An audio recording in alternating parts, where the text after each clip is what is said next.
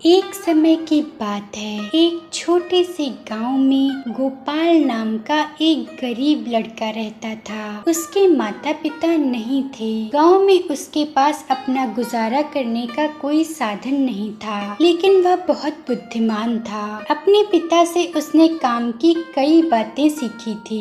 एक दिन उसके दिमाग में बहुत अच्छा विचार आया। उसने शहर जाने की ठान ली। शहर जाकर उसने एक ठेला खरीद लिया और ठेले पर एक बोर्ड लगा दिया जिस पर लिखा था, बुद्धि का सौदागर, यहाँ बुद्धि बिकती है। गोपाल के ठेले के आसपास फल, सब्जियां और रोजमर्रा की चीजों के कई सारे ठेले थे। सारे ठेले वाले ये कहकर उसका मजाक उड़ाते थे, भाई ये दुकान तो बड़े कमाल की है।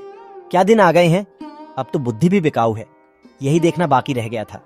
गोपाल उनकी बातों की कोई परवाह नहीं करता था। वह दिन भर आते जाते ग्राहकों को आवाज लगाकर कहता रहता, आओ आओ, बुद्धि ले जाओ, एकदम खरी, सस्ती और उपयोगी बुद्धि, एकदम सही दाम, बन जाएंगे तुम्हारे सारे काम। आओ सब ले जाओ, ऐसी बुद्धि कहीं और नहीं पाओगे। जल्दी जल्दी आओ, बुद्धि ले जाओ और अपना जीवन सरल बनाओ। लेकिन बहुत दिनों तक गोपाल के ठेले पर कोई ग्राहक नहीं आया।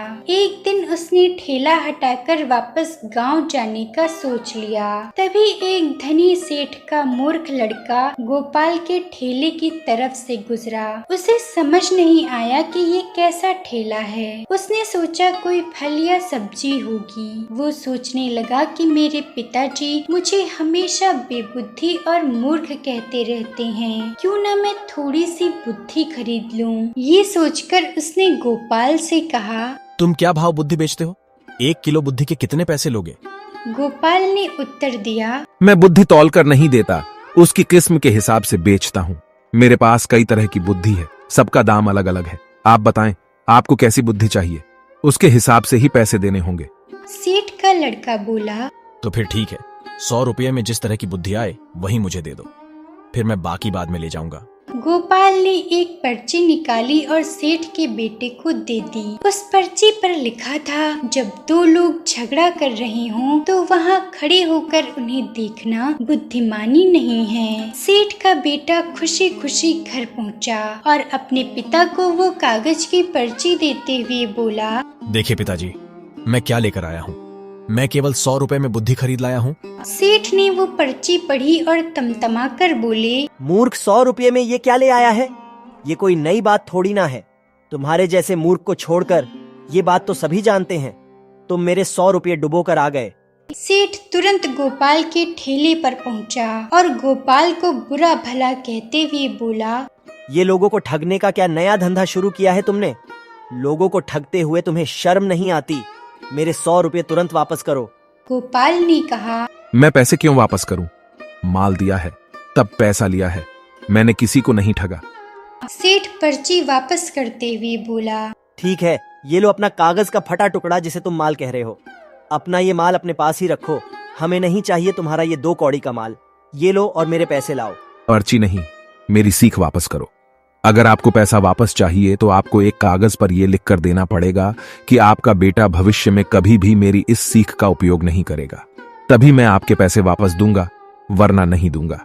बात बन गई और दोनों पक्ष मान गए। सेठ ने कागज पर हस्ताक्षर कर दिए और अपना पैसा लेकर खुश हो गया। समय बीतता गया। एक दिन उसी शहर के 2 व्यापारी बाजार गए थे। वहाँ उनका झगड़ा हो गया। बात हाथापाई तक पहुँच गई। लोग चुपचाप खड़े होकर देख रहे थे। उन्हीं में सेठ का बेटा भी था, लेकिन सेठ का बेटा गोपाल को दिए शर्तनामे के अनुसार वहाँ से नहीं जा सकता था। वो अकेला ही वहाँ खड़ा रहा। बस फिर क्या था, दोनों व्यापारियों ने उसे अपना गवाह बना लिया। झगड़े की बात राजा तक पहुँची। सेठ और उसके लड़के को राज दरबार में बुलाया गया। दोनों व्यापारियों ने सेठ के बेटे को अपने अपने पक्ष में गवाही देने को कहा। सेठ और उसके बेटे के तो होश उड़ गए। वो सहायता के लिए गोपाल के पास पहुँचे। सेठ बोला, हमें तुम्हारी मदद की बहुत जरूरत है।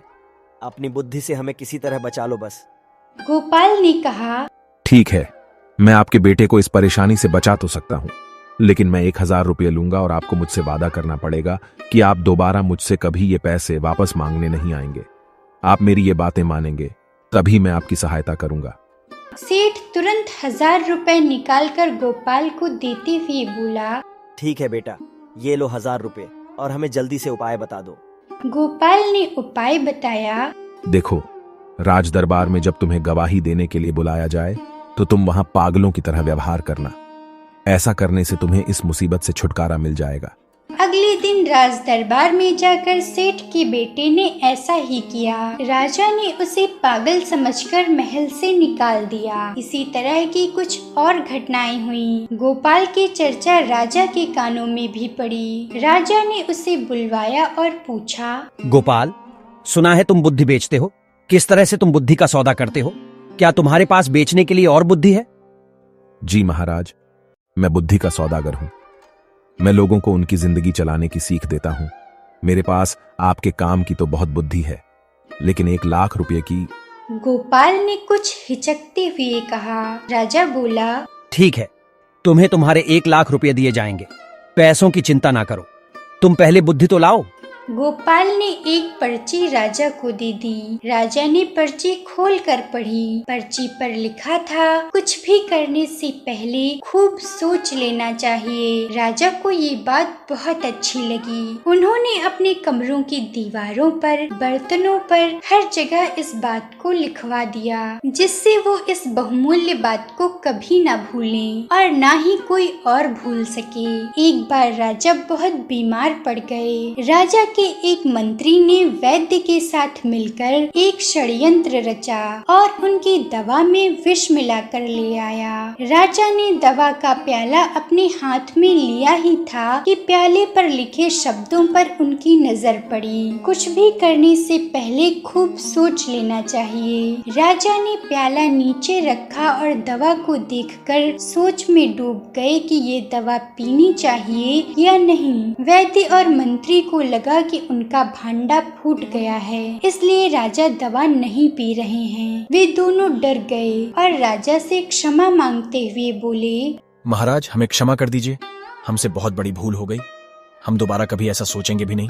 बस एक बार हमें क्षमादान दे दीजिए। राजा ने तुरंत सिपाहियों को बुलाकर दोनों को जेल में डलवा दिया। गोपाल को बुलवाकर इनाम में खूब सारा धन दिया और उसे अपना मंत्री बना लिया।